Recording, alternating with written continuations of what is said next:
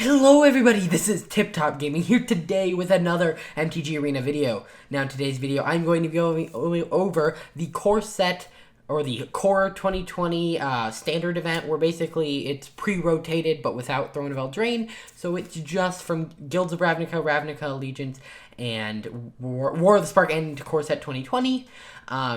So I am using a red rush deck, as I heard this has been working really well. So this first game, I am playing red rush. I have Cavalcade of Calamity, which is the main card of the deck, in my hand. So it's looking like a good opening hand.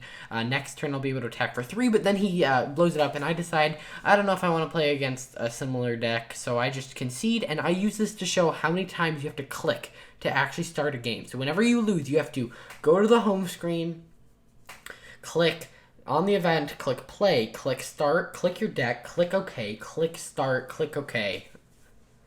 Just for one game. So I think the way they, how the UI of the game and how the format is laid out, I think it could have been done a little bit better, or like make it so you only have to refresh every so often. I don't know how they could exactly do that, but yeah. Here's a good example of what this deck is supposed to do. We have Scorch Bitter, which says whenever it attacks, it deals 1 damage to the thing it's attacking. So it deals 1 damage when it attacks. It does 1 damage because it hits them. And then Cavalcade says whenever a creature with power 1 attacks, it deals 1 damage to whatever it's attacking. So I get to swing here for 4, basically. And so Chandra works really well with the deck, as it basically creates 4 power. And I have 2 Chandras, so I'm not really worried about the knight killing her. So you'll notice that he'll take his turn, and I believe that I think he goes for Chandra, and I don't block. Oh, no, I don't block, obviously, because Kaya's is about to exile Scorched Bitter, which is quite unfortunate, but Kaya's not going to last past this turn, because I can simply zero Chandra, and one cool thing is it can target both players and Planeswalkers, so I only have to send one of them at Kaya. And then I decide, I dealt damage to an opponent, so I can cast that spell and then get more 1/1s. And yeah, overall, I've been enjoying this deck. It's very quick. You'll notice that this video is only about 5 minutes, which is a lot shorter. And so, yeah, for those of you who don't know, this event is it's meant to allow you to get more XP. If you get 2 consecutive wins, you get 200 XP, and that's an unlimited amount of times. Okay, so I just won there. I'm sorry I'm jumping back and forth. I have to keep up. So I just won there. He conceded because he realized that I was dealing like 7 damage each time I swung.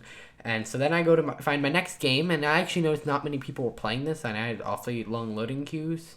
So then I go up against this deck, and they have the awesome Liliana sleeves. Not saying I love the art, that means they care about cosmetics, which, I don't know, cosmetics are cool. So I don't have my main Cavalcade card, but I do have some control and the ability to put out a bunch of 1/1, so if I can pull one of them, I'll be in good shape, and I believe that I pull it right here.